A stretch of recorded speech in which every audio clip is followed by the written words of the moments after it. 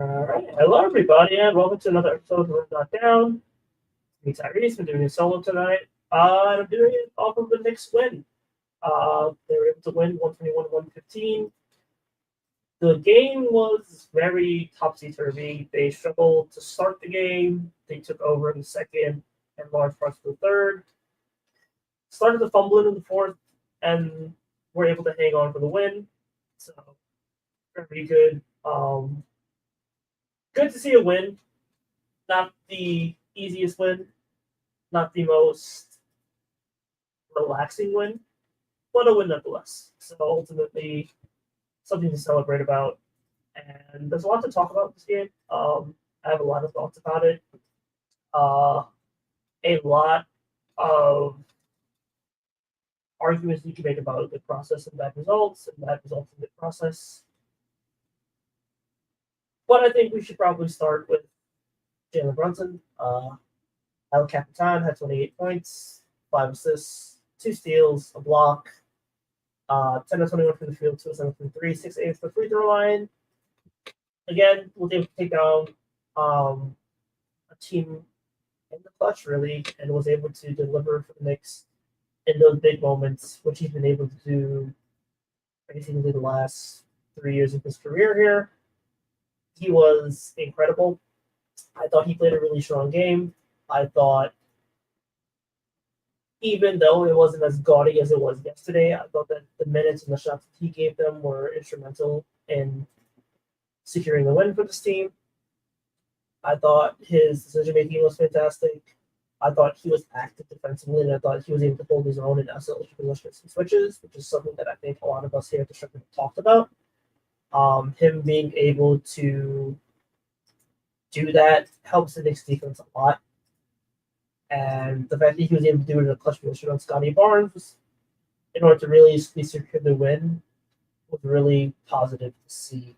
I thought he played a really good game, again, on both ends.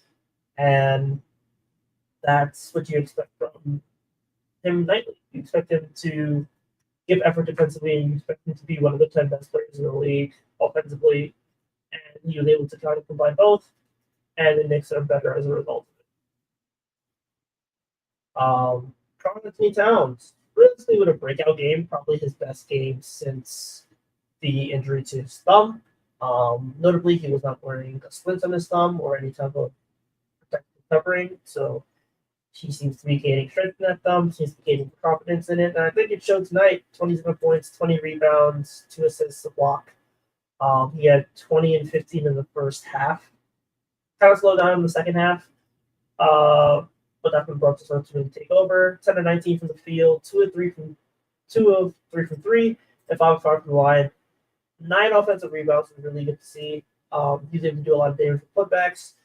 Again, I thought he played his best game since his stretch with the thumb. I thought he was in control. I thought he was aggressive in getting forwards. I thought he was able to really bully the Toronto front court. They didn't have an answer for him, and I think he was able to take advantage. I was also interested to see that he was able to play a bit of the 4 for the first time, basically all this season. We saw him play extended minutes next to a traditional center. And I want to say the minutes were actually pretty positive. I thought he was able to do more as a switch defender on the perimeter, and I think that's where he shines. The inside side, sitting up in the back pedal. I thought he had some good individual possessions on Scotty Barnes, but everybody has good individual possessions on Scotty Barnes, so your miles may vary with that. But I thought he played a really solid game as a 4 defensively. I thought as a 5 offensively, he played a really potent game. I thought he was able to do everything the Knicks needed him to do. And Tibbs let him run a little bit longer because he didn't really play as much in the last game. So it was really good to see him keep the fouls down to a minimum. He only had 1 foul. And it was really positive to see that he was able to contribute, especially in the first half. Mikal Bridges, 17 points, 2 rebounds, 2 assists, 2 blocks, 4 turnovers, a bit sloppy with the ball, a bit ambitious with his passes. But ultimately, again, another strong game for him, especially in the mid-range. I thought his defense was solid. not as good as it was yesterday, but I thought he was able to contest really well. I thought he was able to get over screens. I thought he gave effort, and I thought it was an overall productive game from him. Let the team in plus minus. I thought his minutes were really positive, and the Knicks were benefiting as a result. Josh Hart, 15 points, 6 assists, 7 rebounds, 1 steal. This is probably the worst Josh Hart game in a minute. I just feel like he had no juice offensively until the second half. I thought defensively he was lost a lot of the time. I think Jamal Shed gave him a lot of problems. I thought Jacoby Walter gave him a lot of problems. He just really didn't seem to have a good grip of the game until late. And thankfully he was able to contribute late. But yeah, I thought he was kind of out of it for a good stretch of that game, and it was good to see him recover, but not the best game from Josh Hart. And despite the stat line, I do feel like the defense could have been better. And then Precious Achiuwa, who started in place of OG Anunoby, again, much to my chagrin. 7 of 11 from the field, 1 of 3 from 3, 2 from the free throw line, 17 points, 8 rebounds, 2 assists, 3 blocks, 2 steals. Fouled out in the fourth quarter. And I think you see a stat line like that, and you think Precious had a really good game. And I'm not saying that he didn't have a good game offensively, but defensively it was rough. I did not like the Precious attack minutes. I don't think they're productive. I don't think you're able to get good defense out of them. Even though they have been positive on the season, I think you're seeing it on a larger sample size, but they basically spend a lot more time together. It's not as productive as it should be. Other than this one, Huck 40 were much better because I thought Cat was able to do much more as a roamer and was able to take advantage of the size. And he was able to play with the behind them. Compared to someone like Precious, who does more of his damage on the perimeter. I thought the offense was better with Precious off the floor. I thought the defense was better with Precious off the floor. I thought the minutes that Precious gave, while he individually performed well, I thought the team as a whole was struggling, and I would not hate if he wasn't on the team past the trading deadline. I don't know how feasible that is. I don't know if he really has so much value, but I think the Knicks should probably look in a different direction for minutes off the bench. With Mitch coming back, you're probably looking for him to take over the Precious minutes, but I think you can walk away from the Precious experiment. And they tried it. They tried their best. They tried maximizing them as much as they can. I just don't think it's going to be productive. I don't think it's something that you can realistically use to go on a run, unless it's like Bradley Sperry. And the bench in general, I thought Ariel Huck 40 again had a really strong game. Was in from the final possession defensively, which was really nice to see. 6 points, 3 of 3 from the field, 5 rebounds, 2 assists. I thought he gave them really good energy. I thought he gave them really good minutes. Again, his minutes with Cap were really positive. I think they found a player at 58. I think maybe not this season, but definitely next season, you could probably look to him to get more minutes. Look to him to be a bigger piece of the bench. I think he was productive in that role. We should never see Hart, Precious, Huck 40 minutes again. I really don't want to see those minutes. They're not productive. They don't do anything positively for the team. But again, I thought he had a really strong game. Arguably one of the better games in his career, his very young career. But it was really good to see the fact that he was able to be productive when called upon, especially after yesterday when he had a really rough game. He had, I think, 4 fouls in 8 minutes. And this game, he was in control. He had no fouls. So, Warner being able to play very vital minutes for this team while OG Anunoby was out was really important and really positive to see. Miles and Campaign, his name was Miles, I'm calling him Deuce. Really pedestrian minutes. Don't really think anything of them. They didn't lose the game for us. I will say that I think someone like Campaign is really good for the bench unit because he does operate as a pass around the pick and roll much more than Brunson does or someone like Hart does. And I think that probably will be beneficial with the backup big, whether it be Mitch, whether it be 40, whether it be Precious. I think being able to get like a pick and roll passer off the bench is really positive. I think it's a necessity. And he had 6 assists tonight with only 1 turnover. So, again, I think he leads the team in assist turnover ratio because he's just so. And that's, I think, something that the Knicks can rely on, especially as they head into the stretch run of the season and into the playoffs. Comments here. Unfortunately, Boyle slowly he's got a 932 stand on him now. Yeah, he's still recovering from injury. Probably wasn't the best game for him, but I thought he gave effort defensively. But yeah, it's been a really rough season for with the injuries and like being in and out of the lineup. Also, Huck better than Precious.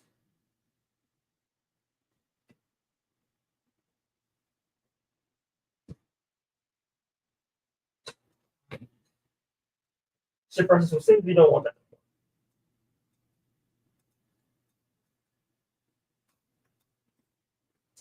Jordan above.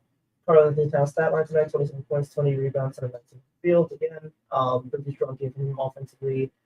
Seems like he's just starting to get out of the funk that he had with the thumb, and hopefully he's able to be much more dominant offensively on that end because Jordan Above, Carl Anthony Towns, 4 2020 games are tied with Nikola Jokic for the most in the NBA this season, and the most by Nick in a season, especially in 1993. Yeah, he has just been dominant on the boards. He's been dominant as a scorer. He's just been dominant the entire season. I think he's been the best big in the East. I think he's been one of the 3 best bigs in the league. And Shewin All NBA candidate, provided he gets the game minimum. I believe he's only about 20 or so out. 19 now. So hopefully he's able to stay healthy the rest of the season and get those well-deserved All-NBA honors. But yeah, he has been a force this season. Jalen Brunson's last 10 games, 27.7 points per game, 7.3 assists per game, 52% from the field, 45% from 3, and 82 in this game. January, Jalen has been a thing for the last couple of years, and it seems that he's been able to turn it on again.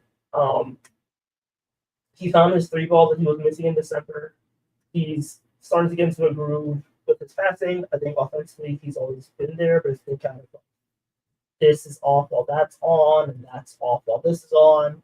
And it seems like he's starting to put it all together now. And again, he has just been dominant in his minutes. He's been hyper effective in getting guys involved.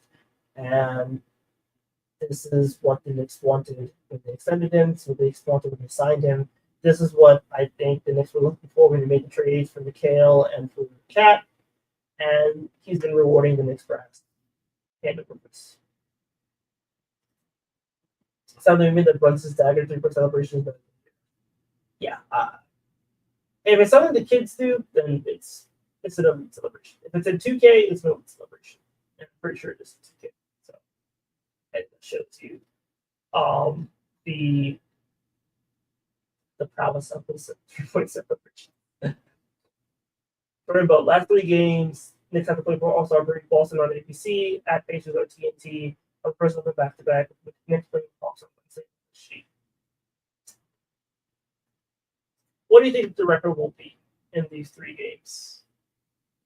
2-1. I think 2-1 is a pretty realistic expectation. I don't know where the 1 of it come from. If I were to bet, I'd probably come from Boston. But I think they could beat the Pacers and I think they could beat the Hawks, especially given the Hawks have been dealing with injuries. And the Pacers, while they have been playing better, you figure that Mitch is probably going to be healthy by the time the Pacers game comes around. So as close to full strength as they can be.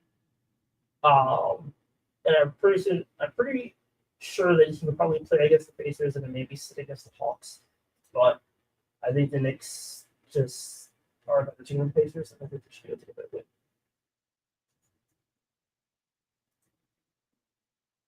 What do you guys think the Knicks are getting the eventual Jericho Sims trade, or do you hope we get?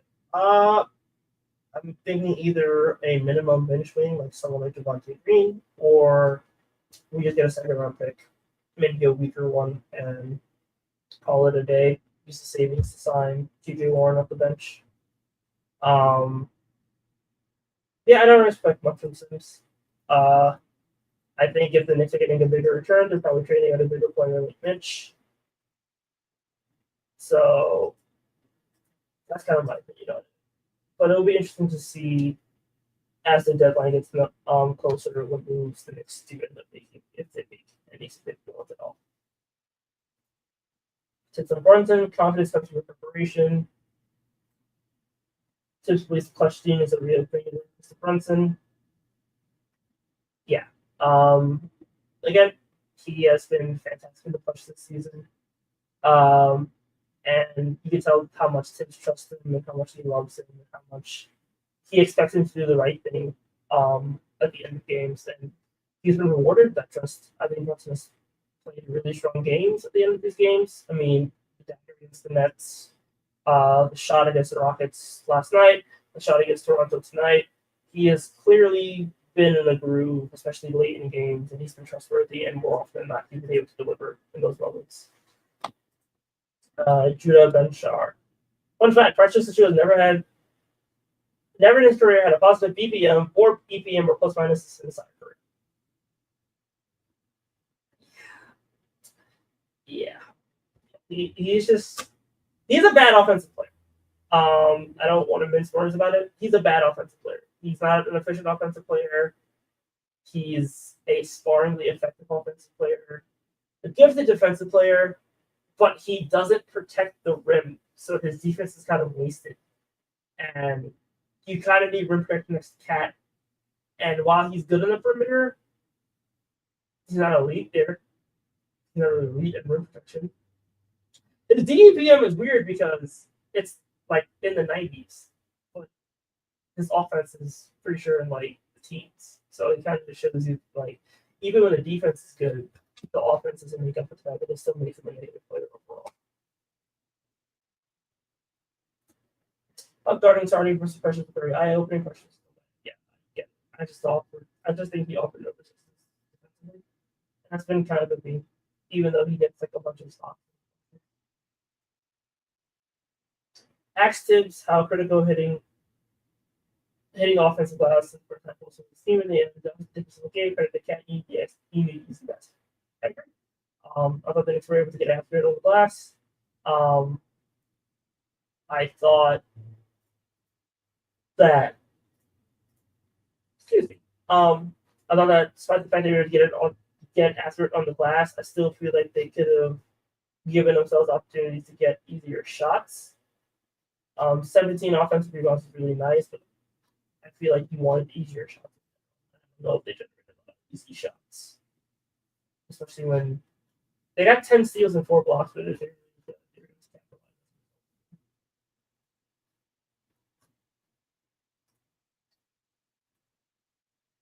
Precious only look great when he's playing the 5. That's OG. That's when he works. Precious kind of needs OG to work.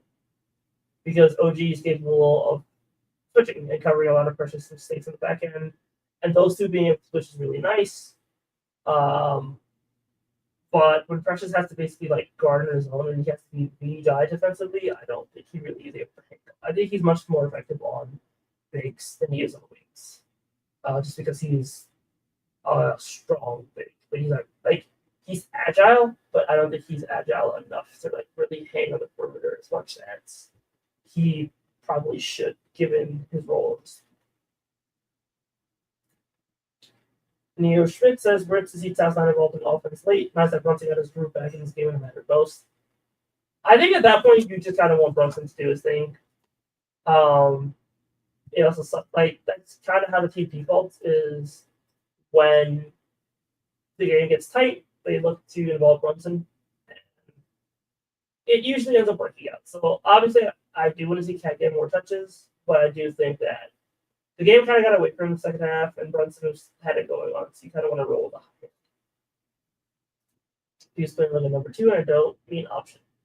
Yeah, I have not been doing it for 50 minutes. I think it's better than season as a whole, and that's not really supposed to happen, especially with the campaign in the middle of July for the minimum salary coming off a misdemeanor. But oh, sorry about that. I'll try to fix it whenever I can.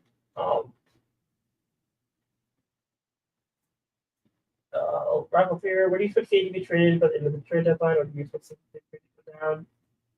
I think he probably has a little more. I feel like something that's going to happen. I feel the Lord could definitely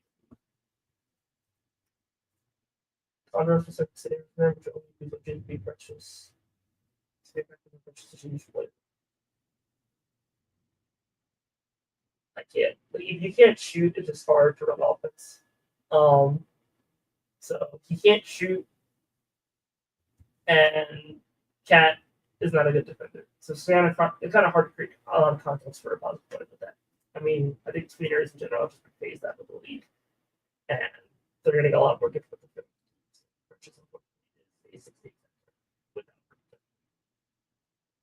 But that'll be it for me. Thank you guys for joining me for this quick Run.down. And we will see you guys Saturday after the Celtics game.